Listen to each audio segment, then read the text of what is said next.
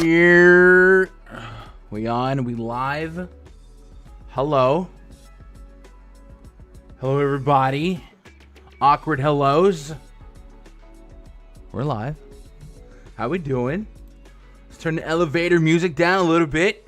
Happy Thursday, January 28th, 2021.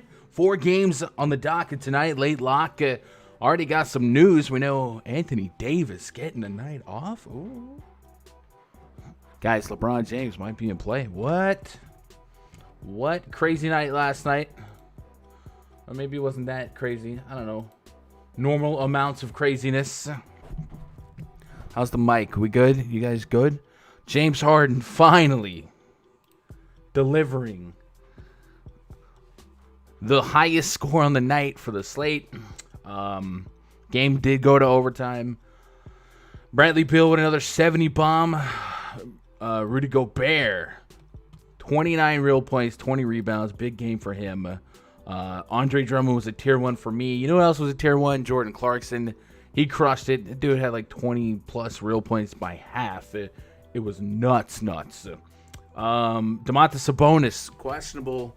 Ended up being a fantastic play. Anything else that kind of stuck out here? Al Horford dropped 50. He had babies. That's why he was out. He had some twins, so a little bit of baby game narrative in the mix. So he did well. Chris Paul 47, SGA 48. For the most part, like the majority of the guys I was on did well. It was a good night for me. The only guy that really crushed me on FanDuel, Aaron Gordon, man, I tier 1 exposured him at under 7K. Was not the play, but it was all right. I was able to survive it with my exposures elsewhere, my Andre Drummond love.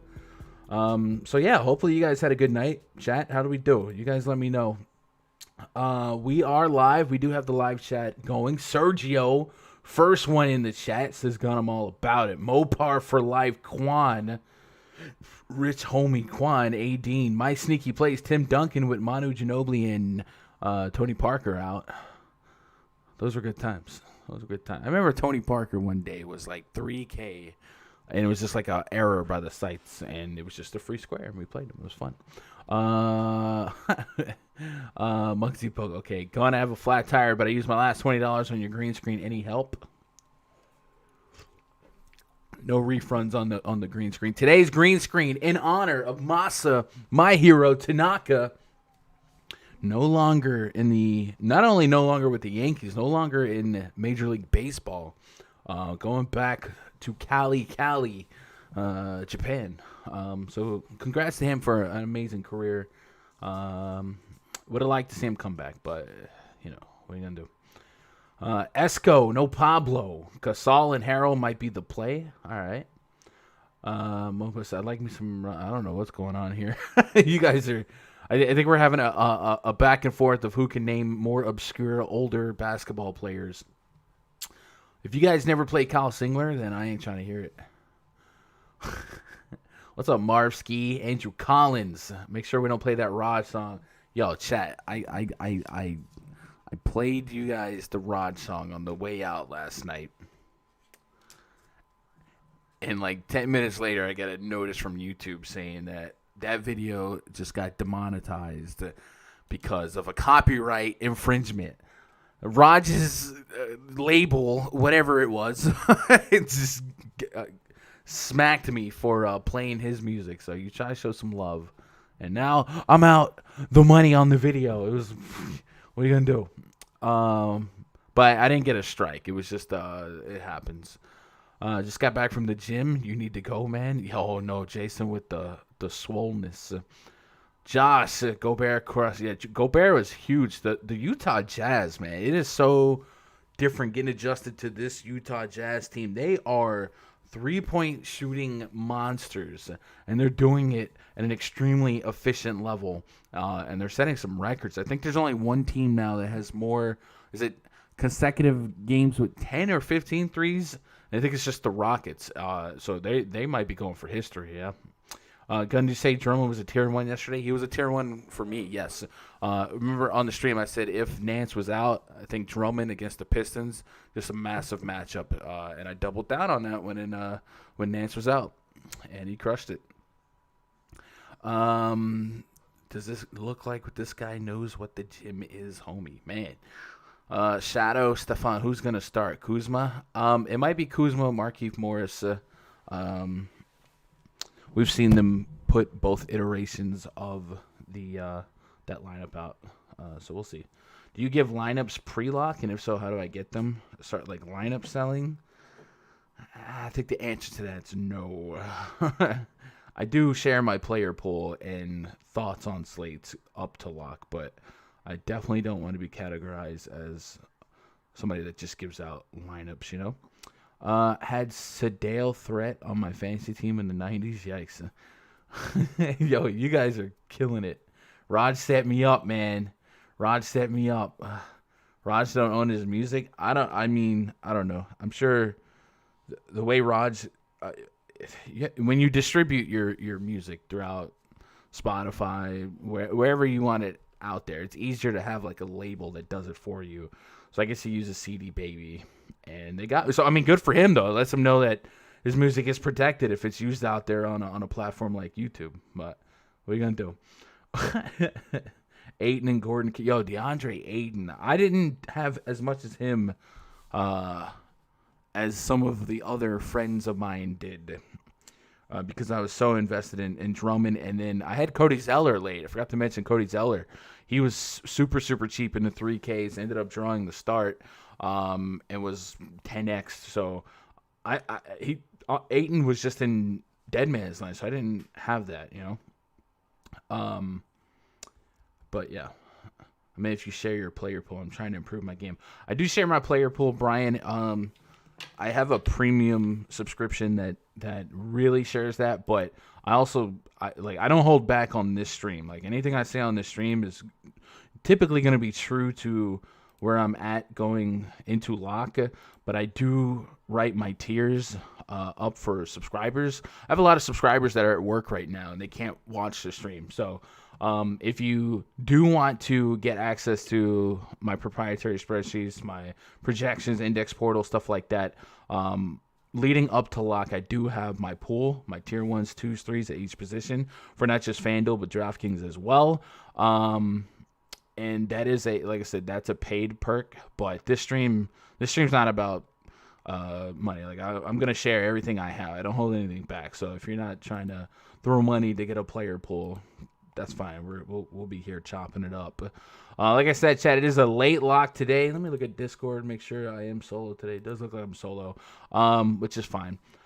Easy, I would say easy 4-gamer, right? A low amount of games, so it's going to be easier to control. Just looking briefly before we go game by game, we did get news that Anthony Davis was going to be out for the Lakers, which would increase interest and usage for LeBron James. Also open up opportunity for several Lakers players to project well in projections like a Markieff Morris, like Kyle Kuzma, and even maybe a Montrezl Harrell. And I don't know if I could get there on Marc Gasol, but I guess you could make the case for him.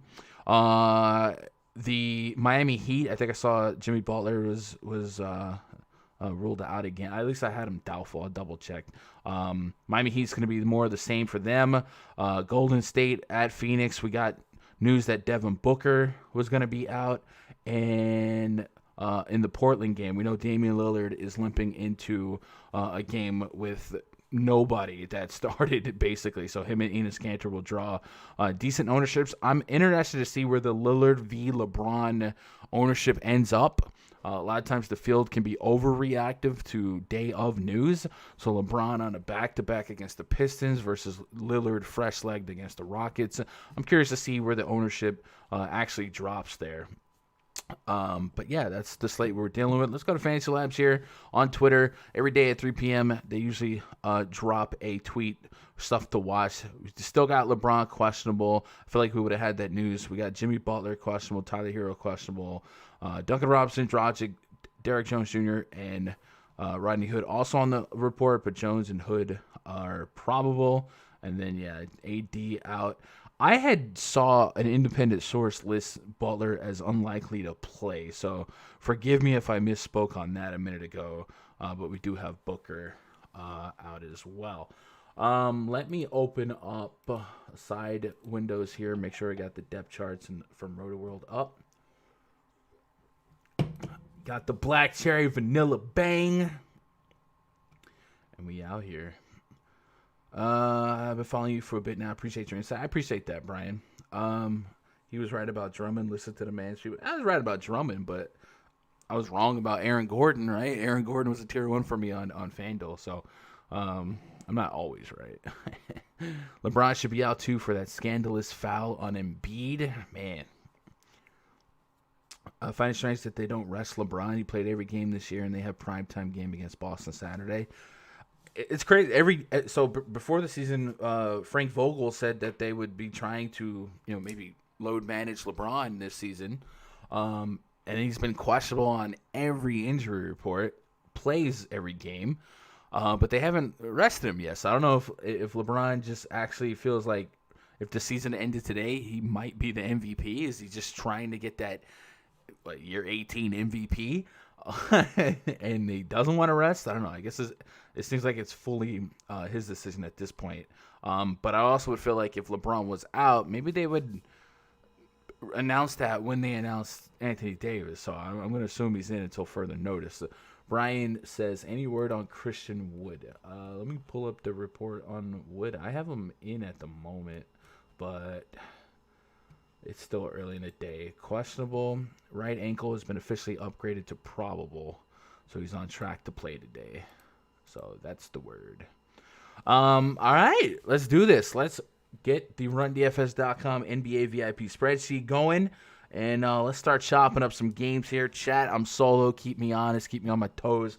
There's some news drops. Be sure to spam chat. Get me updated. First game on the docket, 7:30 p.m. Eastern. Extra 30 minutes before lock.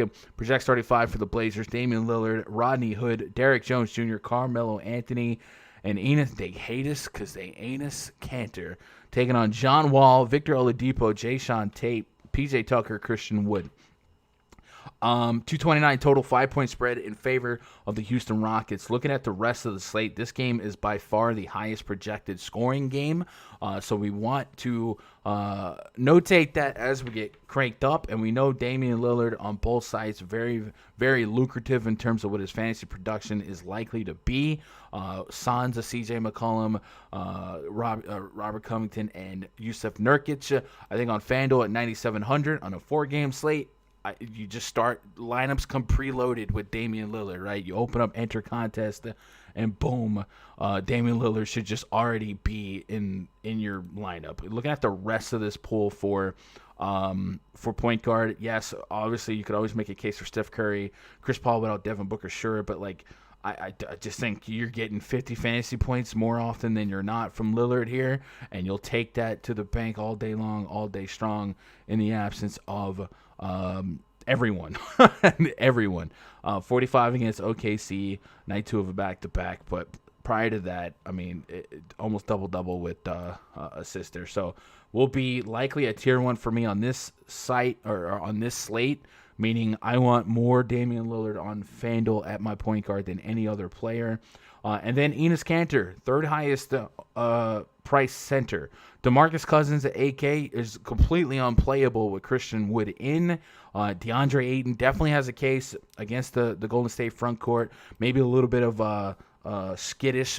People touching the stove last night, getting burned. He had one of his worst possible games of all time. Like, this was literally worst case scenario. 5 real points. The peripherals were still there. You likely, on an average game in this spot against Golden State, get 15 to 25 real points. So a 15-15, a 20-15, something like that at 8,300. We're pushing the issue on 40 fantasy points. And then Kanter at 6,500. The 23 rebounds against OKC probably a little bit anomalaic in terms of the average range of outcomes, but if you guys have been playing the last couple seasons, it's not really unlike Kanter to be extremely efficient for a fantasy in terms of a point per minute. If I got a shot at 30 minutes of Kanter against the Rockets, then I got a shot of 30 to 40 fantasy points. So I'll take Kanter all day long, all day strong, 6,500. He'll probably I'm gonna have to coin flip him and Ayton in terms of who's gonna be my higher owned center, but it'll certainly be either Ayton or Cantor, and I just have really good historical success with Cantor. I'll never forget a Christmas Day. I took down a tournament at 15K. It was Cantor against the Sixers, and he dropped a 20-20 on Joel Embiid. So yeah, Cantor has that potential to him, and you can put Cantor and Lillard in a handcuff and get it done, right? Are you stupid? All right. We you know what, Jason, peace. I don't know what it is with toxicity lately, bro. We don't do that here. If you guys are watching and you just want to be toxic, find another stream, bro. We don't do that here. Montrezl Harrell, 5,400. In the absence of Anthony Davis, there's certainly a range of outcomes where Harrell could get pushed to 20, 25 minutes, and we know he can be kind of like Cantor, point per minute. We saw what Andre Drummond was able to do against the Pistons front court last night as well. So, yeah, but let's get back to this game specifically. Cantor and Damian Lillard lead my list here for Blazers to play. Carmelo, I'm looking for 30 fantasy points. Certainly at 5'2", 5'6", he can get that done. Rodney Hood and Derrick Jones Jr., if they fall, they fall. On the Rocket side, John Wall, looks like they're going to be monitoring his minutes. I got him right now sitting at 28 conservative minute projection. Got 24 minutes against Washington. So unless they specifically state that the chains are off of Wall in terms of how many minutes he would play, I'd probably just use that as a tiebreaker to just not play John Wall. Victor Oladipo at 8'3", 8'1", as a shooting guard on FanDuel. I don't think there's a reason to push back. He's the most expensive shooting guard, and he's almost on an island here as the three guys around him, PG-13, McCollum, and Devin Booker, are out. So this might be a spot where you just overpay for perhaps a 35 fantasy point floor, and you just take some raw points at the position on a wonky 4-game slate. If something like Tyler Hero were to miss again or something like that, maybe Kendrick Nunn opens back up for deep minutes against the C team Clippers. But yeah, for now, I think Depot would just be a tier 3. If he fell. And then Christian Wood. Can we get to Christian Wood today? 9,500 on FanDuel, 8,700 on DraftKings. One thing to note about Enes Kanter is, as efficient as he is offensively for fantasy, he's historically notoriously bad for being a bad defender. So if Christian Wood's going to have an opportunity to play 30 minutes off the rip, I think Christian Wood is in play. Last couple games against the Blazers, Isaiah Roby, not a high usage center, 28 minutes, 25 fantasy points. Mitchell Robinson, 26-19. Aldridge, 25-29. So there's not really a sample size of centers that would have usage at the rate that a Christian would have. 8,700 on DraftKings. Again, for a shorter slate, we can accept maybe a lower ROI on some of these price points, meaning 8,500 on a big slate like last night. You're probably going to need 50s to make a impact in tournaments. But if you can win the position with raw points here, like on FanDuel, no AD. If Christian Wood's going to be a 40 to 50 fantasy point scorer, sure, go for that. But I don't think I would tier 1 him. I'd probably start him as a tier 3A and just kind of move the needle from there, with my eyes set on some of the other power forward eligible guys like Adebayo. So from walking away with names, Lillard, Cantor have opportunities to be tier 1s for me. And then on the Rockets side, man, I may not just I could see myself not having a high ownership on any of these Rockets, to be honest. I have enough to push back a Wall. I'm not in love with Depot. I do think 40 could be there for him, but I'm not feeling like I'm getting a great deal. If he falls, he falls. Christian Wood would be the guy that I'd have to have some, because I do think 50 fantasy points is a potential range of outcome here. But everything else, we can't play Boogie. Eric Gordon, 6'6", we need best case scenario for him. So I don't know, chat. Let me know if you guys think I'm sleeping on somebody, or if you guys love somebody in this game. Let's get back to the live chat, and we'll move forward. Orlando was on a back-to-back, so it makes sense that Gordon had none. Yeah, what are you going to do, right? Everybody was on Gordon. What if you played in this for a while? HE famous for letdown. Yeah, he was just too cheap. This guy's clueless. He needs to go eat another cupcake. I would definitely be game for some cupcakes, but Jeff, you gone later. The toxicity, bro. The toxicity. Moving on to is Kuzma a lock at 3,900 FanDuel without AD? More than likely, right? Uh, I would be game for a cupcake though. Anybody want to send me a cupcake? I'm in it. Cantor's tier 1.5. Yeah. So the only pushback there is DeAndre Ayton without Devin Booker. I'd be in on that too. So I have no issues. If you came at me with Ayton as your favorite center over Cantor, that's fine too. Cantor obviously has a looser range of outcomes, even if you look at his last couple games here. So I think without Robert Covington, that front court, the minutes in that front court, I think 30 minutes of Cantor is probably accurate. So I'll 30 minutes of Cantor could be 50 fantasy points against anybody, but against the Rockets team, I'll definitely take some gambles on that. So. Yeah, Cantor's iffy. Yeah, I don't know. I'm just a Cantor guy, man. I love me some Cantor. Let's move on to the next game here. Lakers at the Detroit Pistons. Project starting 5 for the Lakers. Dennis Schroeder, KCP, LeBron James, Markieff Morris, Marc Gasol. Know that Markieff could be Kyle Kuzma. I just pulled that from RotoWire. On the Pistons side, DeLon Wright, Wayne Ellington, Jeremy Grant, Blake Griffin, Mason Plumlee. I got the Lakers favored by 6. I'll double check with I guess I'll double check with Fantasy Labs to see if there was any line movement, because I'm not sure if I pulled that line before, after, or during the AD news. So Vegas, get this man a cupcake. Let's go. 6.5. So they're still 6.5. On the Lakers side, obviously LeBron James without Anthony Davis is going to set up pretty well. Let's go use the on-off court tool via Fantasy Labs. Not sure there's going to be a ton of sample size this season, but we might get something like 80 minutes just based on in-game action. So let's take AD off. I put LeBron off. My bad. Let's take AD off. Let's put LeBron James on and run it as is. So LeBron James, 37% usage rate, 248 minutes on this season. That's a pretty good sample size, averaging just a fantasy point per minute, but the usage rate through the roof. So yeah, no argument against LeBron James here. I definitely think on DraftKings there's a fun, not a fun debate, but there's a debate between LeBron versus Damian Lillard in terms of who just outright scores more DraftKings points if you're not able to get them both, or if you don't want to get them both. Because I do think the mid-tier is pretty strong. Dennis Schroeder is also averaging a fantasy point per minute in the absence of AD with LeBron on, but it's only 60 minutes of sample size. And then Kyle Kuzma. I think Kyle Kuzma is going to be probably the highest owned player on the slate from where I'm standing now, averaging just under a fantasy point per minute on the season in that scenario with AD off, LeBron on.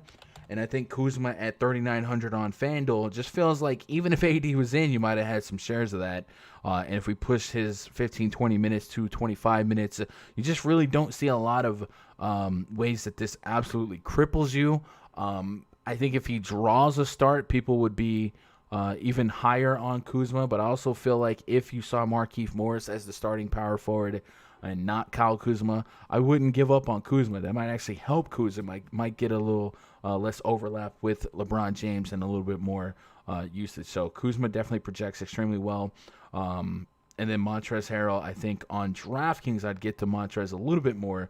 Just because FanDuel, I'm going to have a lot of Ayton and Cantor. But Montrezl Harrell without AD at least has an opportunity to show up and show out. So far this season, without AD and on the court and LeBron on the court, he's averaging 1.2 fantasy point per minute at almost 200 minutes sample size, and usage rates at 18%. So plenty of Lakers that are in play here. On the Pistons side, I think the Pistons are a team that might garner the least traction in terms of ownership on the slate. So I would say in tournaments, I would encourage you guys to do your due diligence in checking out the what is going on in chat. Hide user. I would encourage you guys to do your due diligence on the Detroit Pistons, because I think there are some keys to winning some tournaments in this lineup. DeLon Wright has been on a really nice tear in the last couple of games. There have been games where Derrick Rose is out, where Blake Griffin's out, but from a fantasy point standpoint, the end column, 34, 56, 29, 35. Certainly a case that DeLon Wright could be an uncomfortable click, but could be one of those guys that helps you at the end of the night get to the top. On FanDuel at 6K, if you didn't want to double down at the two high-priced point guards, a Dame Lillard and like a DeLon Wright or something like that could float to the top. Jeremy Grant, he's been up and down in the water, like his name is Bob, but he's been sustaining an extremely high usage rate for this team. Double-digit shot attempts as far as the eye can see. Peripherals are there. Maybe he gets a little bit more inspired playing up against a guy like LeBron. If we just look at his usage just straight up on the season without touching anything, without putting Blake on, off, something like that, this season, Jeremy Grant basically has the highest sustained usage with sample size. So 647 minutes just straight up of him playing basketball at 27% usage rate. So don't sleep on that. Wouldn't be a fun click. Would probably be a tier 3 at that. Blake Griffin, 55 to 5,900. Could I get 25, 35 fantasy points there? Definitely possible. Man, the trolls are out today, right? Hidden. Sorry, we just keep hiding them. I don't know. It must be. I don't know. I don't know. I'm clearly these people are just, their life is at a spot where they have nothing better to do. But man, you must be really bored right now on a Thursday afternoon to keep creating accounts to troll a 90 viewer YouTube stream. Like, relax, buddy. Set your sights, your goals a little bit higher. So chat, what do you guys do with LeBron on DraftKings? Are you guys going to play LeBron over Damian Lillard, or do we just have their range of outcomes being the same, right? If we think they both could draw 50 fantasy points, do you trust Lillard's matchup to be more competitive? Do you buy in that extra 15, 20 game total points? And do the Lakers still have a shot at just putting away the Pistons without AD? Pistons not world beaters. They're on a back-to-back as well. Lakers coming off a loss, might play a little bit more inspired here. Is Damian Lillard just winning that tiebreaker for you against the LeBron on DraftKings? I think I want to lean that way, right? I think I want to lean Lillard over LBJ on DK. But I'm just kind of curious where the field is on that, because we've certainly seen the field be very overreactive to day of news. And it just seems like AD out, play LeBron. Like, that's DFS 101. So without AD in the front court, though, I do think that front court defense could take a step backwards. I really don't have a reason to believe in Mason Plumlee for like high ceiling, but he could be a chip in a chair to just hit value. Shorter slate, we're okay with guys just hitting value. Plumlee was one of the higher owned centers last night on FanDuel. If you played him, you weren't like upset with what he did. He did turn the ball over a lot. I think he had like 7 turnovers last time I looked, which was a lot of that. We had like Drummond with like 5 steals. So maybe you put him in your back pocket, but I'm not really warm and fuzzy on that. I think DeLon Wright, Jeremy Grant, the first 2 names that I really want to play. I might fall into a tier 3 exposure on Blake, nothing crazy. And then on the Lakers side, I'm just going after Kuzma. Probably a little Montrezl Harrell for me on DK. And then just a little bit of LeBron. But I would think I'm setting up to have more Dame than LeBron right now, you know? You skipped 3,500 Simmons on FanDuel. Oh, Anthony Simons. I don't think so. I don't think I'm gonna give up the point guard spot. Like I get the play. I definitely do. So maybe if you're making a bottom up lineup to go get like LeBron, I don't even know where to spend the rest of that money to go get like LeBron 8 or something like that. Yeah, I guess so. Anthony Simons, sure. My bad on skipping that, but I don't know if I'm giving up that spot. I know like 10x value is massive, but if I get 30 from Simons or a pair of 50s and 60s from like Curry and Lillard, I probably want the latter on this slate, right? I was driving. Do your thing. Appreciate Danny Lazy Mofo. I gotta get some more mods. You know what? Let Danny. Can we mod Danny? Add moderator. Babe, you're a mod. LeBron locked. You with that, Bobby? I'm with that. Dame more production. Definitely feels like Dame has more responsibility, right? Like the Lakers could win and LBJ have 20 real points. But you feel like the Blazers would have to lean on Dame having 30 to 40 real points if that game's going to live up to that total, You could fit both, but it's pillars first for me. Lillard for me, yep. Any love for Gasol on DK at 30? Marc Gasol doesn't feel like he has a ceiling at 3,300. I mean, he has a ceiling at 3,300, but he doesn't have a ceiling to just chase. Like, if we're playing to win tournaments tonight, right? Like, is Marc Gasol going to absolutely be the nuts? Especially when you're just giving up a center spot. 3,300, like, I would not just be okay with 20 fantasy points. I think that's, like, it's possible here. But if you're trying to win a tournament, I don't think 20 from a center is going to do it, no matter what the price, even if it's bare bones min. I think there's going to be raw points at the center spot, whether it be Adebayo, who we'll talk about, Christian Wood, DeAndre Ayton, Cantor. There's going to be a lot of 30s to 50s that will get there more than a Marc Gasol. So I can't see myself playing any Marc Gasol. Would you think of playing Paul instead of Lillard and pay up for LeBron? I think that's a lineup construction that's something you can do. And maybe if you thought, I don't know if any of you guys use like an optimizer that allows you to set rules, but if you in lineups that didn't have Damian Lillard, maybe you increase the potential to get Anthony Simons. So maybe that's a lineup construction avenue because there's still a range of outcomes where LeBron's just the better play there, or it just is the most elite play at the small forward spot on FanDuel. So I don't hate that. I think those are the guys that you want to connect the strings to get yourself a ceiling. I don't think you'll ever have a ceiling out of Marc Gasol at this stage. That would I hope I'm not eating my words. That would be needed to win a tournament. Terrence Mann tonight for the Clippers. I'm with that for sure. Melissa Anthony. Hold up. What? Shane X. What's up, Shane? KCP sneaking on FanDuel. Yeah. 4K for KCP. Definitely KCP, Wesley Matthews, Danny Green. Like, those are all spin the wheel, make a deal guys. They get hot. Probably would never be anything more than just a risky value play that I cap at 8% and 150, and if they fell, they fell. I don't really see myself moving the needle there, Last time AD was out, Morris played 30 minutes, Kuzma played 16. Think it would be the same rotation.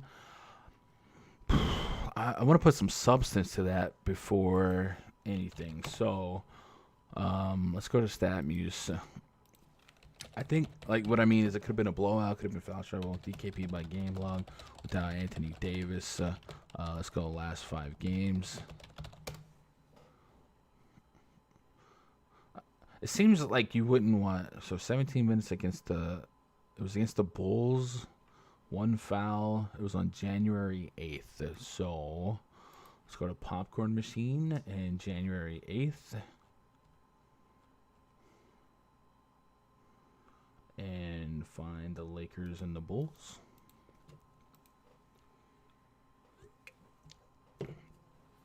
And then also just find Lakers Bulls scores. So 23rd.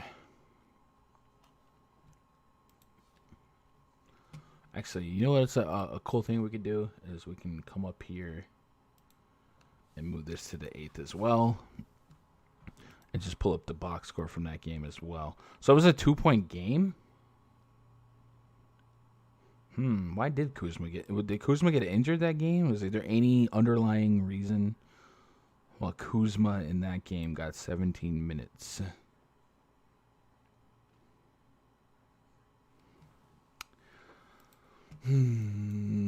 Popcorn machine for Kuzma.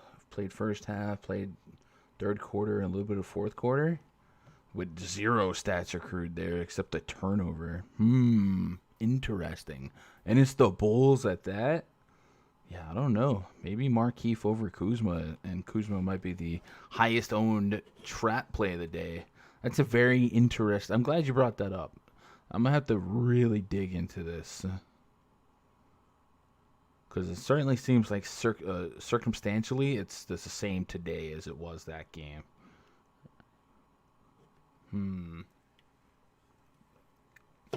Sergio says, no way Harrell has dropped off. Montrezl Harrell? Yeah, but he's still a chip at a chair in this scenario. Matter of fact, Montrezl Harrell in that game, 29 minutes played, closed the whole fourth quarter.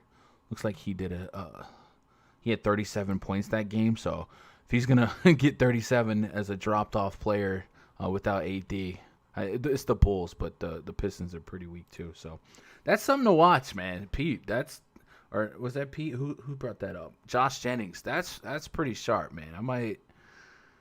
That might make me a little bit trepidatious on Kuzma, and hopefully, Chad, if you guys see some explanations on what happened there, like it wasn't foul trouble, it wasn't injury, wasn't scoreboard. I don't know.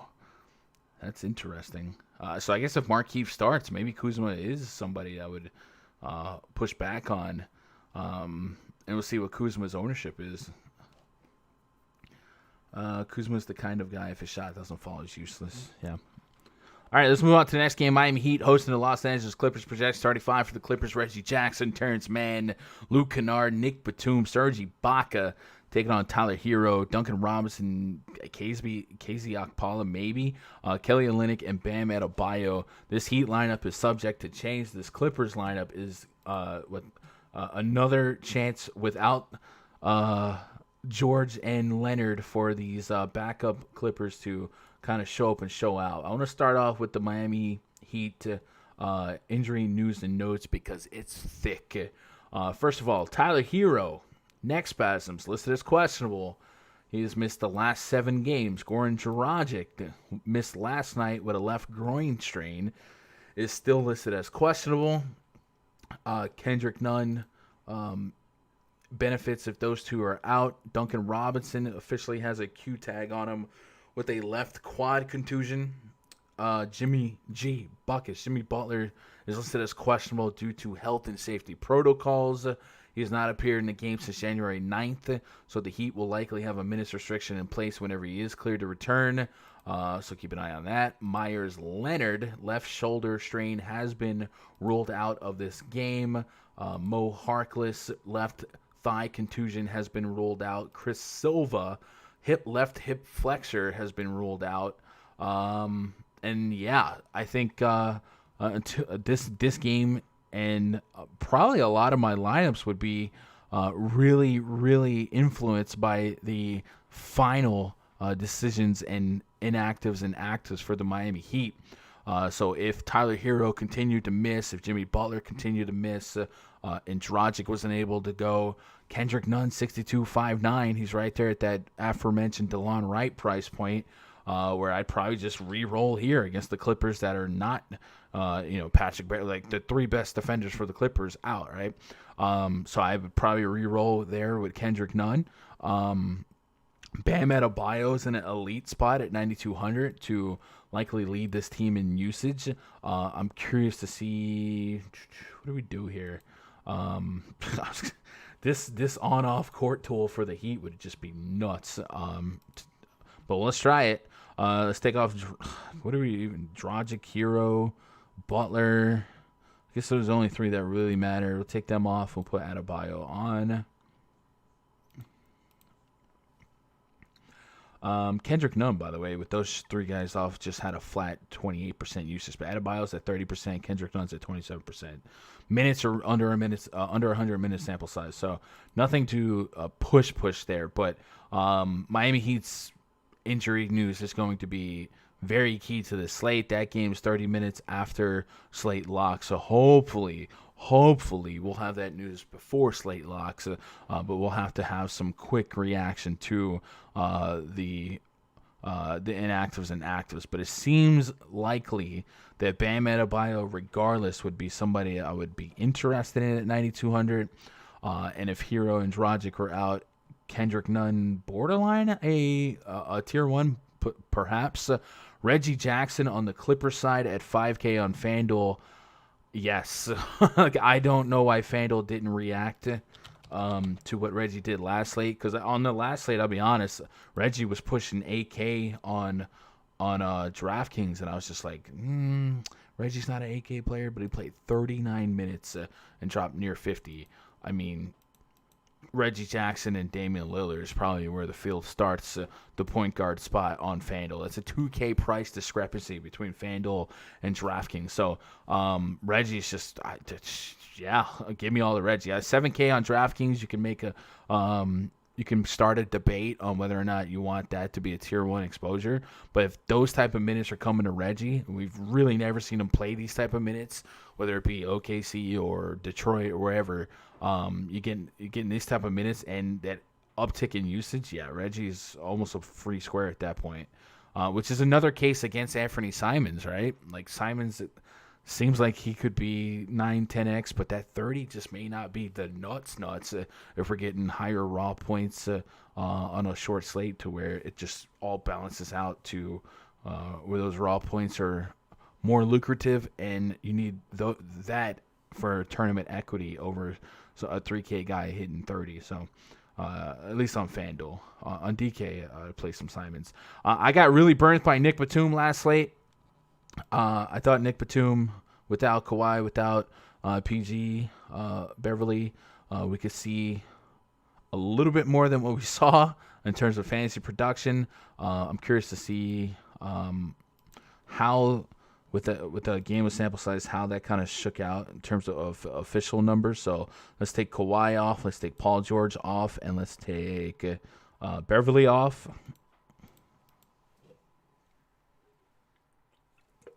What's up, Damien?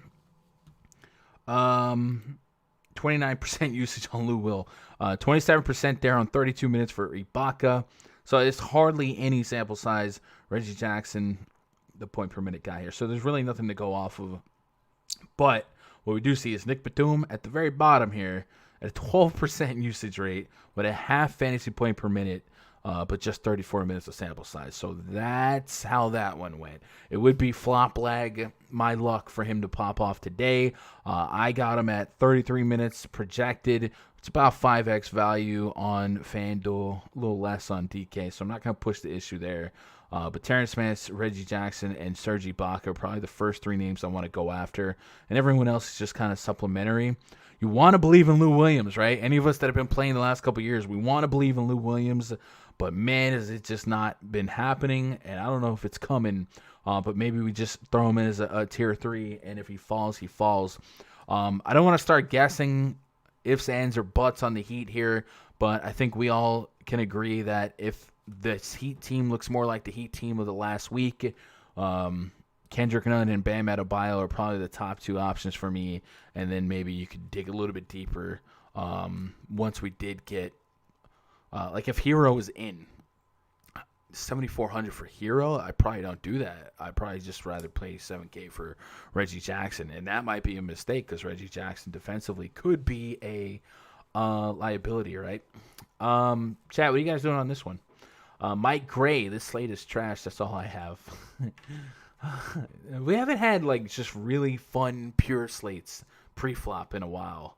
And I've said it the last couple streams, man. The NBA's just giving us massive slates, 10, 12 games, and then 3 and 4. Like Tuesdays and Thursdays are small slates, and I get it, the TV contracts, but from a fantasy sports standpoint, man, I would love just every day to just be 6 to 8 game slates. And I think the bubble for fantasy, even though every slate was like all day extravaganza, at least every slate was just like a medium size and you can get behind it, man. We're just not getting that consistently today, right? Bam tier 1 at 9K. I don't think he's a tier 1, but he's knocking on the door. Maybe on FanDuel we put him as a tier 1 power forward, but on DraftKings he's a center only. and the competition and value below him is there. Like Ayton could bounce back. I don't think we'd be confident enough in Ayton to put him as a tier 1, but he definitely feel like a double-double. He's not going to have 5 real points against the Warriors. Enes Kanter's in the mix. Serge Ibaka's in the mix.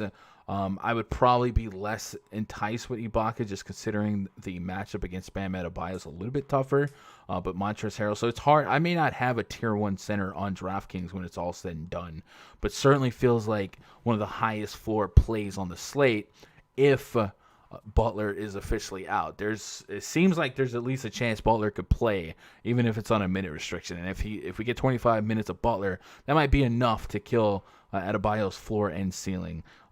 So I don't think he would be a tier 1 for me. Asano checking in from VIP. What's up, Asano? Johnny Thins, Desert, Jeremy Grant. Yeah. I think there is a Jerry Grant. That's his brother, right? Didn't he play for? I don't remember. I think he does have a brother. I think he played for the Pelicans, right? I don't know. His father time caught up to Sweet Lou, maybe. Lemon Pepper Lou. Maybe this is the latter years. I'm trying to think who's a good comp for Lou Williams.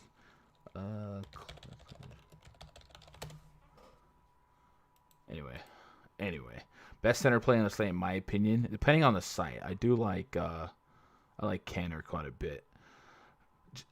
Without Rocco, the front court minutes seem pretty likely to be at 30 minutes for Kanter, and Kanter with 30 minutes is just something I want. I'm curious. I might get proven wrong here. Enes Kanter DKP by game log with 30 minutes, let's say last 50 games. He's in his career. Oh, he hasn't had 30 minutes in, let's put 150 games. He doesn't get 30 minutes that often. But stretching back in the last 150 games of his career where he's had an opportunity at 30 minutes, he's never gotten you essentially less than 30, and there's a lot of shots at 40. So Kanter's just that efficient. The caveat here is maybe he goes back to 24 minutes, but I think as long as there's no Rocco, they might need him in that front court. So yeah. He played for the Bulls, Jerry Grant. Okay. He was absolute chalk tonight. I won 100K. What's up, Mitch? Jamal Crawford could be where Lou Williams is at right now. Absolutely. Yes, that's who I was thinking. Yep. Do you guys remember Jordan Crawford? All right, we got one game left on the docket to chop up. Before we do that, we'll take a pause for the cause. Chat, help me out. Don't let the trolls win. Hit the thumbs up on this video. I'm going to show some love. I'll make a plug, though. RunDFS.com VIP section is waiting on you, man. If you guys want to join a laid-back community of DFS grinders, we would love to have you part of our community. It's a little bit exclusive. I get it. The VIP prices are a little bit above a lot of the competitors, but we do offer something a little different. It's a little bit. It's an actual community. You guys get to hang out and voice chat every day before lock. You get access to my proprietary spreadsheets, projections. In the projections, we have DraftKings, FanDuel, and Yahoo. If you guys play on Yahoo. And then, like I said, 2 hours before lock, I'll be in the RunDFS.com VIP Discord. We'll be in the voice chat. You guys can listen in. You can grab a mic, chop it up with us. It's not just DFS. Yesterday, we put together bets, parlays. I don't personally have access to the sports books on FanDuel and DraftKings in the state of Texas, but a lot of people that are in the VIP do, and there are sharp minds on every bankroll level and entry type. I know Young C last night was in the 555. I bragged about it. Dean's in there. He shipped 100K. Jake shipped 100K. Always be placing shipped the Millie Maker. Like there's guys at all different bankroll levels and approaches. So if you guys are looking for a tight knit community to plant yourself in, definitely invite you to come check us out at RunDFS.com. Try a week pass and see what you think. We did unleash the All-Star Break to All-Star Break Pass. Which is, in theory, the NBA All-Star Break, which is in 2 weeks, to the MLB All-Star Break, which is in the second week of July, I believe. So if you guys just want to lock in, get daily access to the spreadsheets and pre-lock voice chats, that'll be there for you. We have NASCAR coming up. Our buddy Kyle from Fantasy Domination puts up daily NHL spins. You also have a Run DFS discount for their stuff as well. Anyway, you guys get it. RunDFS.com for premium perks. Let's get back to the chat. Get caught up. A FanDuel tournament, would you go Wood or Bam? I think if probably Wood. Probably Christian Wood. Assuming he's not going to be on any type of minutes monitored. And Bam Adebayo would be contingent for me on everybody being out for his floor to be what I need it to be at 9K. Like, I need Butler out. Might need one of, if not both, of Dragic, Hero. And, yeah. Wow, 3 tros. How can you hate on God? I don't know, Dez. That's what I'm saying, bro. I'm the laid back guy at DFS, right? I don't got no enemies. But what are you gonna do? When you come in someone's house, hit the like button. Late to the show. What's up, Ryan? Guns the dopest DFS pod. No, we do every DFS. I don't have like on my channel. If you've ever been to my channel, anybody I respect in DFS that has a channel, I try and show them some love. Even yesterday, it was plugging keg. I don't have enemies. I don't care. Like I'm not toxic. So that's why it's so weird when people come at me. Like, what did I do? Damien says thoughts on Christian Wood. So yeah, I think we shouldn't forget what Christian Wood was doing before he went down. 40, 50 fantasy points on a shorter slate. The matchup on paper is it might look tougher. I don't even know that it looks tough, but this isn't Yusuf Nurkic and Robert Covington defense, right? This is Carmelo Anthony and Enes Kanter. So you may not get a better matchup for Christian Wood than these two. So I think Christian Wood could absolutely be a top 3 fantasy point producer on the slate should the minutes be there for him. So and as somebody who's going to have a lot of Kanter, I don't mind running him back against the Kanter. So 9,500. I need that 50, but on a 4-game slate, man, you might accept that 45 and just take the raw points and go with it, you know? And that's probably would be my thought process there. 9-5 on a 4-game slate with some high-low lineups, right? Because when I'm saying, like, Reggie Jackson, right? Like, let me just make a mock lineup, just names that are screaming at me. Damian Lillard and Reggie Jackson probably going to be the highest owned correlation at point guard, right? Combo correlated at point guard. I like Kanter, but I think, Ayton's fine as well. But if I put Kanter in the mix, I'm still getting 64 per, and there's just like a lot of yuck, but you're going to have to go mid-range somewhere. And I think shooting guard is going to be where a lot of people end up low. And if we don't get Hero, if we don't get Dragic, you're probably going to end up with Kendrick Nunn. Hero is a shooting guard eligible player, so at 200 more than Nunn, you might land on him a little bit more. Luke Kennard here. I think you're just going to have plenty of money to overpay for a potential 45 for Christian Wood. And like we said, Kyle Kuzma likely to be perhaps the highest owned player on the site tonight, 3,900. We did kind of maybe peel back that maybe that's not the best thing in the world, looking at what happened in that Bulls game. But I just think there's enough for me to just overpay for 45. So if I'm on an island, I'm on an island there, but I don't think I am. So, yeah.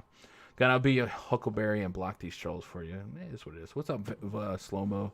Thoughts on Morris for low ownership? Maybe everyone goes to Kuzma. Slow-Mo. So if you guys joined the stream late, we did kind of peel back a game against the Chicago Bulls. I'll pull it up here. 117 to 115. This was January 8th. And I would love for someone to maybe explain what happened. But this was a game where AD was out, LeBron was in. Markieff Morris, 29 minutes. Kyle Kuzma, 17 minutes, just one personal foul. We looked at the popcorn machine. It wasn't a product of injury. He closed the first quarter, closed the third quarter, a little bit in the fourth, and he basically just looked like he was getting treated as a backup bum. So if Markieff Morris starts today and Kyle Kuzma still slips as chalk, he might be a bold fade. I still think at that price on FanDuel is the low range of outcomes that at his ownership, if he exceeds 20 fantasy points, he'll kill you. But there's at least a game that gives us some sample size to be at least concerned. So if Markieff draws a start, and he might, it might be worth considering being hesitant on Kuzma. But I think your Kuzma decision, unless ownership projections can prove me wrong, your Kuzma decision is going to have to be aggressive. So at that price, without AD, if Kuzma pushes 40 to 50% ownership, I either want all or none, right? Like 20% Kuzma probably does me no good. And being at the field probably does me no good. So my decision there would probably have to be a really aggressive one. So that's kind of where I'm at there. But I would certainly like to hear explanations on what might have happened in that game, because it doesn't look like foul trouble. It doesn't look like injuries. He just didn't get minutes, and he wasn't particularly productive in AD's absence, right? W. German, 5 Lakers in one lineup, too much? Yes. Gasol is my top value tonight, paying 3,300 on DK. Last game with no AD, he got 40 plus. Did he? Didn't Marc Gasol got 40? Did he?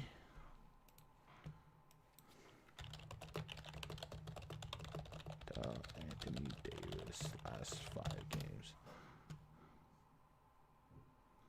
40 plus. So that was on December 27th, 2020. He played 21 minutes. Almost triple-doubled with 4 blocks. I'm going to be real with you. That seems fake. So it wasn't the last game, but yeah. I don't know, man. I think that is 21 minutes. This is Super Saiyan best case scenario. Like, there's... I don't know, bro. I'll say this, German. My median expectation for Marc Gasol is 20 to 25, and I will live without that, knowing that center spot is probably going to be a pretty lucrative ceiling position. So if your gut's telling you play Marc Gasol, you get that feeling in your bad knee with the storm coming in, play it. But boy, does that seem anomalic, bro. A triple-double with almost a triple-double with 4 blocks in 21 minutes. Like, I don't know that Marcus, he was plus 20. I don't know that Marc Gasol has that numbers like that, even in like Memphis in 21 minutes. That's wild. If you're fading LeBron at small forward, who would you play at small forward? It says Shane. Great question. So on FanDuel, I think I'll definitely have more LeBron Lillard combos, just because that's the way FanDuel is. On DraftKings, I do think it gets a little bit more into Lillard or LeBron, but on FanDuel, I think the case is for mid-tiers there. I think Jeremy Grant's going to be an uncomfortable click, but his usage is still up there. Oubre, McCall Bridges without Devin Booker. I could still chip in a chair that in this matchup. Not a fun play, but he could still do it. Carmelo Anthony at 5K. Do I get 4 or 5X out of that in the absence of Robert Covington, CJ McCollum, Yusuf Nurkic? Got it last game. Sure, why not? So I think Carmelo would probably be at the top of the list. Cam Johnson, really, really trendy for me last night. Only 19 fantasy points. Still a shot at 30 minutes at 4,600. Prior to last night, he was averaging, I think, 1.3 over a fantasy point per minute without Booker. So it'll be a smorgasbord of uncomfortable value plays. And even just like 5K guys. Like, even if Carmelo got 25 fantasy points today, I might take that, right? If I'm going to pay 9K for 45 from Wood and accept that, I'll take 25 from Melo. So probably guys like that. What else we got in live chat? Kuzma played the 30 minutes the night before in San Antonio. Not sure what happened with the Bulls. Yeah, I don't know. Does Curry outscore Lillard? That is a range of outcome. I would probably put my seesaw in Lillard's favor here. Lillard is the high usage point guard on a team projected to have the second most implied. Who's the favorite in that game? Probably the second most implied points on the slate.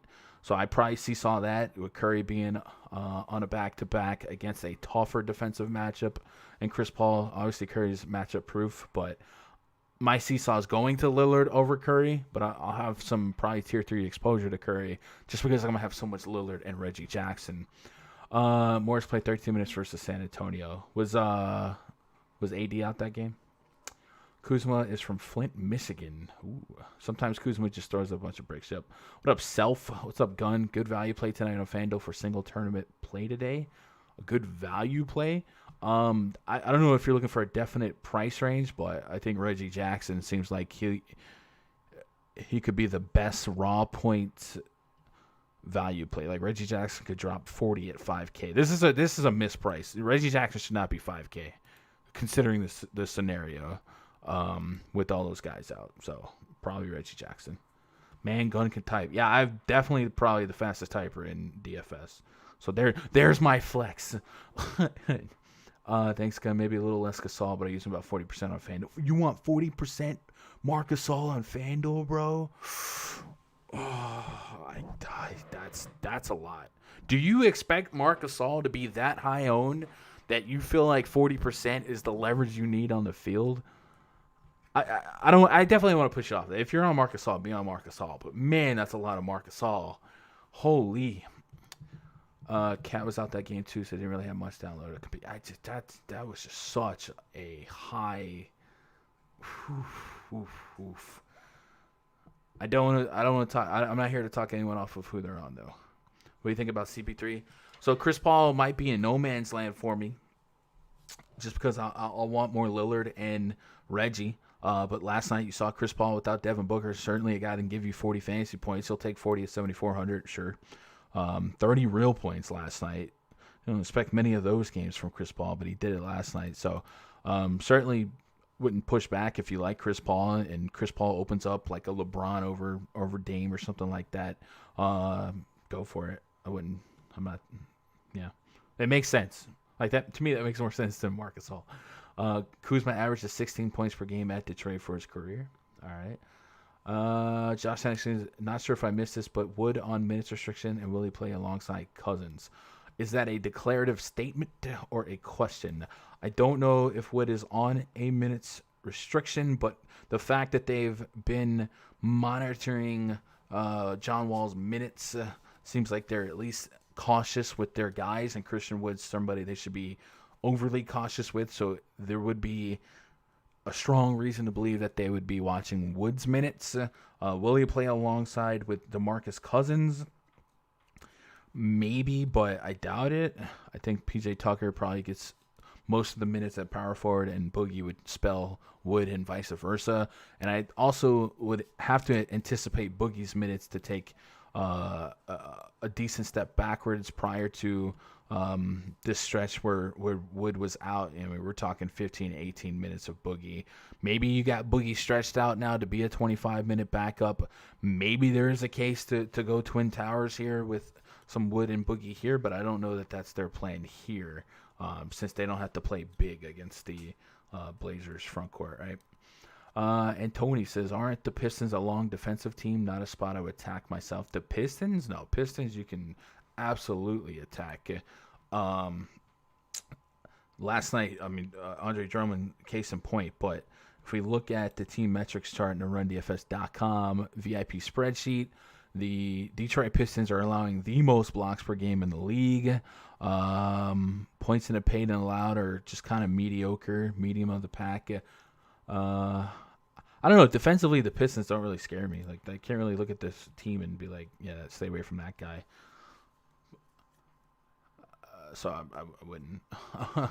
Is he on I don't know if he's on a minute restriction, but it seems like there's a good chance that they would be watching his minutes, especially since that's what they did with Wall, and it's a big man ankle injury. All right, last game on the slate tonight. Golden State Warriors at the Phoenix Suns. Project starting five for the Warriors: Steph Curry, Andrew Wiggins, Kelly Oubre Jr., Draymond Green, Kevon Looney.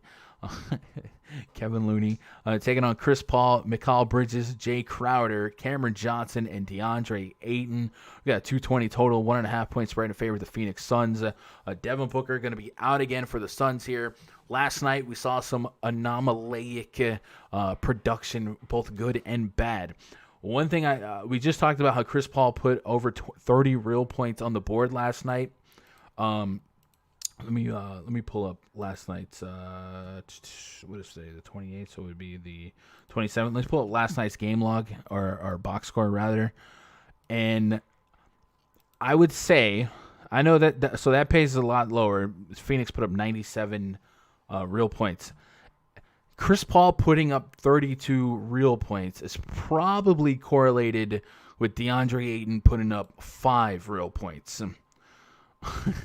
So if you don't think DeAndre Ayton is going to have 5 real points versus 15 to 20 real points, you probably take some of these real points away from Chris Paul, who took 21 shot attempts last night. So I think there's at least reason for me to be a little bit more hesitant on FanDuel with Chris Paul just being an average play, and maybe believing that the Andre Ayton steps it up. Anomaly my butt. CP3 without Booker is money. Sure.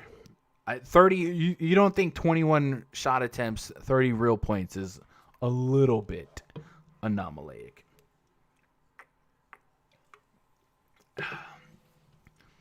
A little bit, right?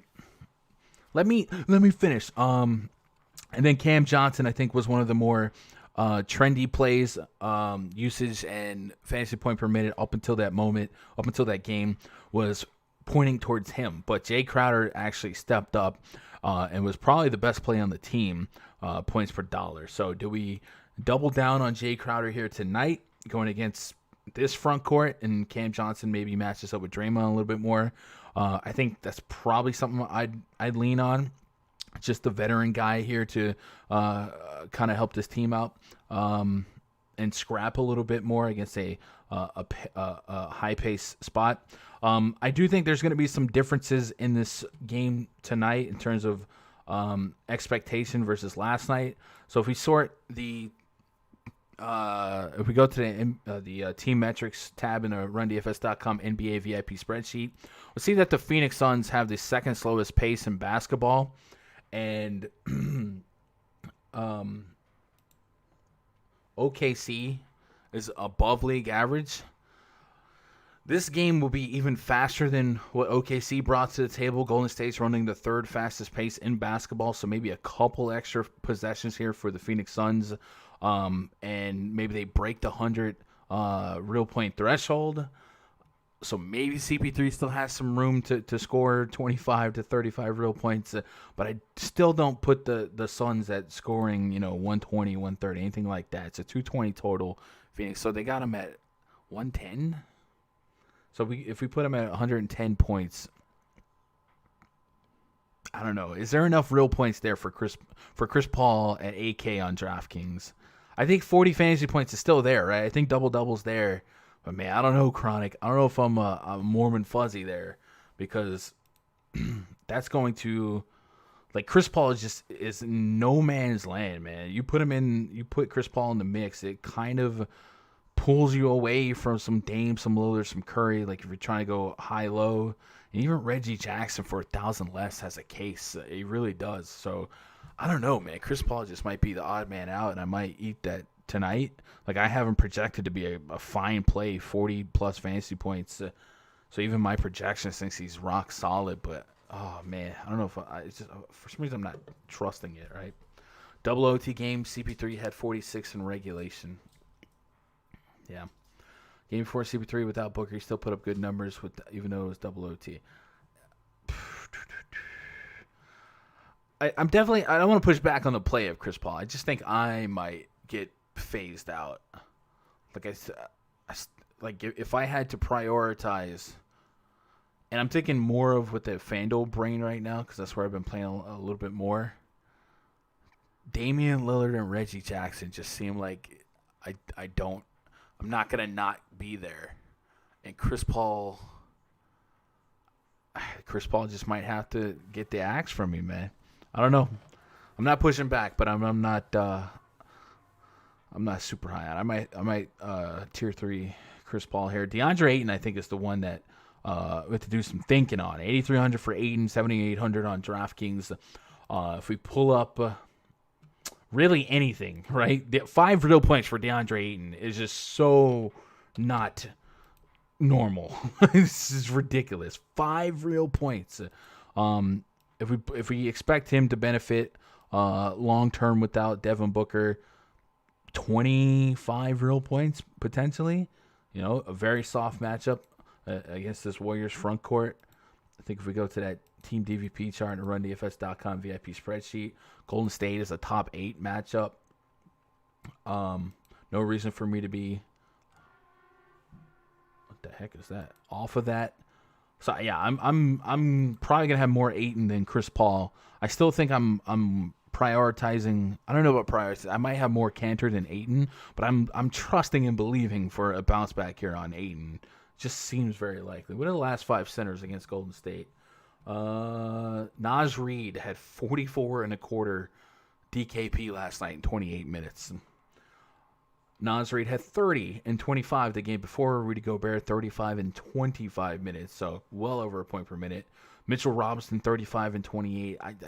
I think I'm pushing it with DeAndre Ayton here. I don't think I'm going to be alone there, but I'm going Ayton over Paul.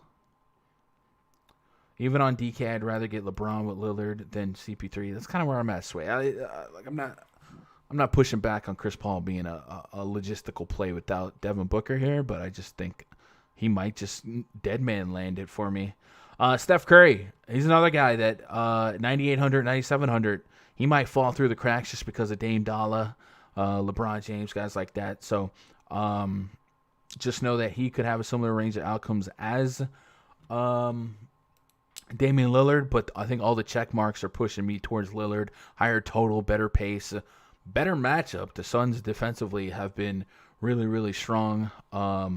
Their defensive rating is 109.5, which actually went backwards a little bit based on where they were. But defensively, the Suns are still a top 10-ish defense. So there's a lot going for Dame over Steph for me in a 1v1. And plus, Dame is not on night 2 of a back-to-back. So that's where I'm at there. Andrew Wiggins and Kelly Oubre just seem like supplementary plays. I'll probably have more Oubre just based on him being in that small forward spot, but it's not something I'm pushing. I think Jay Crowder, now that we've kind of absorbed every game, Jay Crowder and Carmelo Anthony probably going to be my most common small forward combo. Melo at 5'2", and is Crowder a power forward? He is. Dang, Crowder's a power forward. I was hoping he'd be a small forward. I'll probably have a lot of Jay Crowder too, man. I think Crowder 30 fantasy points, chipping a chair. But on FanDuel, I think Bam Adebayo and Christian would be the coin flip for the high side. The more I'm thinking about a potential minutes monitored situation for Christian Wood, the more I'm thinking maybe I do slow down there. But Markieff Morris, if everyone's going to play Kuzma, Markieff Morris at the same price range, man, he might just be a really nice leverage. And he might start outright. I don't know. It's a weird slate there. All right, chat, throw everything you got at me. We got plenty of time. In about 10, 15 minutes, I need to be in the RunDFS.com VIP Discord. And, yeah. Chronic says, the highest usage guy is out. How isn't it easy flow chart? Are you talking about for the Chris Paul situation? It's just, I don't feel like from a fantasy point perspective, like I just don't know that Chris Paul makes me feel rock solid. And looking at last night, he had some stuff going his way. But it's still a good matchup. Like I don't think he's he's not a bad play. I just think I'm gonna get phased out on him. So Phoenix Suns on the season, we take off Devin Booker. We put on Chris Paul and DeAndre Ayton.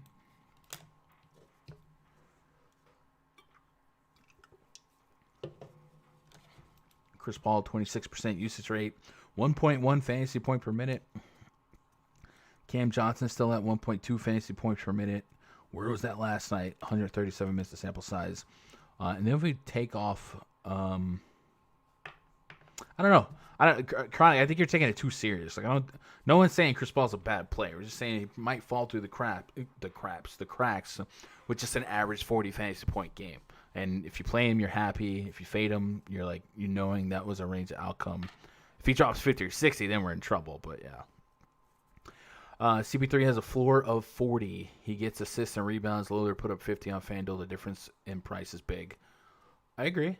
It's definitely a game theory clicked right there. If you want to go Chris Paul over Lillard, leverage the field and sweat out, Lillard potentially having 50, 60 fantasy points versus Chris Paul having, a shot at 50. I understand it. I think I'm sounding more harsh on Chris Paul than I intend to, or at least reading chat, it sounds like that's how I'm coming across. I'm not anti Chris Paul. I'm saying me personally, he falls through the cracks, especially on FanDuel if I'm going to prioritize the Lillard and Reggie Jackson combo, and then I probably want a little bit more Steph than a Chris Paul. I don't know, that's just me.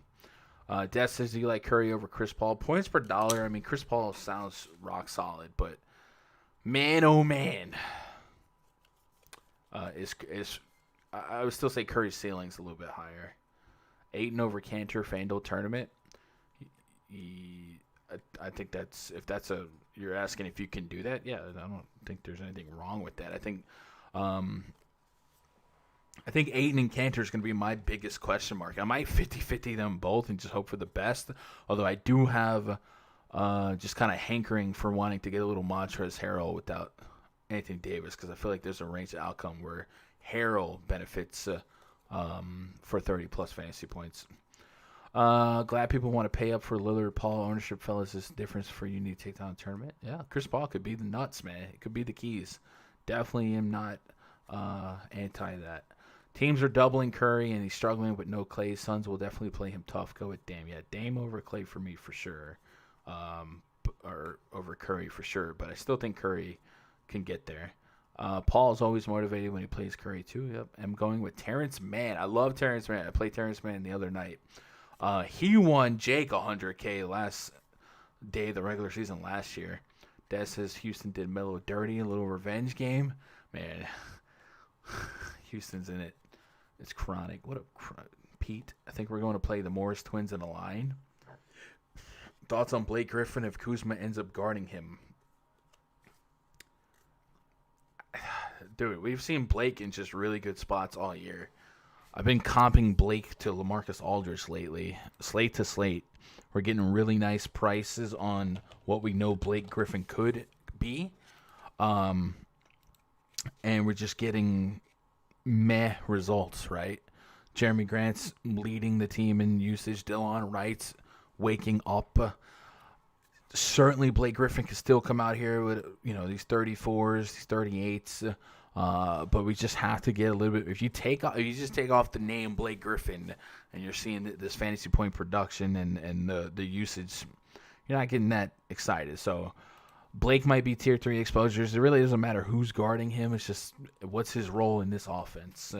And it seems like Markieff will probably start just because that's what they did last time, Quan says CP3 drops 50-plus back-to-back games. If Chris Paul drops 50, you probably will need him. But, yeah, I could see Kuzma playing more on the wing and not in the paint, Jen. So at the 3 and maybe put a little bit more LeBron versus Blake. I could see that for sure. Chat, that's the slate. If you guys got anything else for me, twitter.com/Gundacker. We changed it. It's no longer Gundacker Sports. Gundacker. So if you guys want to interact with me, my DMs are open. If you want to buy the green screen for tomorrow's stream, $20. You can put anything up there as long as it's family and toss friendly. And then tomorrow's slate is likely a big one. Friday, big slate, right? So expect us at 3 p.m. Eastern, 2 p.m. Central, right here on the YouTube airwaves. 2, 4, 6, 8, 10 games. Any marquee matchups here? Pacers, Hornets again. Kings, Raptors, Cavs, Knicks. Nothing big, right? There's no... Jeez. Actually, this slate looks yucky. There's not like a sexy matchup that I just want. Luka against Utah. Maybe Donovan Mitchell will be out again, and we could double down on the Clarkson 30-plus real points. But tomorrow's going to be a big slate. So we'll be live here on this channel, 3 p.m. Eastern, 2 p.m. Central. If you guys want to do me a favor, hit that thumbs up on your way out. And if you aren't subscribed to the channel, or you don't know if you're subscribed, double check. Hit that red button below, says subscribe, and then ring that bell if you want to get push notifications when we do go live. Last questions before we get out of here. If John Wall gets 30-plus minutes, he will crush Paul's score at near the same person. I don't know about crush. John Wall still has to compete with, not compete, but will still be sharing the court with some decent usage guys. Lillard is just, or Paul could take, even when Paul takes a step back, his assist rate will be through the roof. So even he might replace some real points with assists. So I don't know about crush. I think they could be a similar range of outcomes. Anyway, that's going to do it for me. I love you guys. I appreciate you guys. Hope you crush it tonight. Twitter.com/Gundecker. I'll be in the RunDFS.com VIP Discord chat. You guys have plenty of time to go to RunDFS.com, make yourself an account, grab a week pass, click forums once you do upgrade, and then click that onboarding thread, link to the spreadsheet, link to the Discords there. Come chat it up with us. If you're a little shy, you just want to learn the characters, listen in at first, type in chat, whatever makes you comfortable. I'll see you guys tomorrow, 3 p.m. Eastern, 2 p.m. Central. Good luck, God bless, and go win some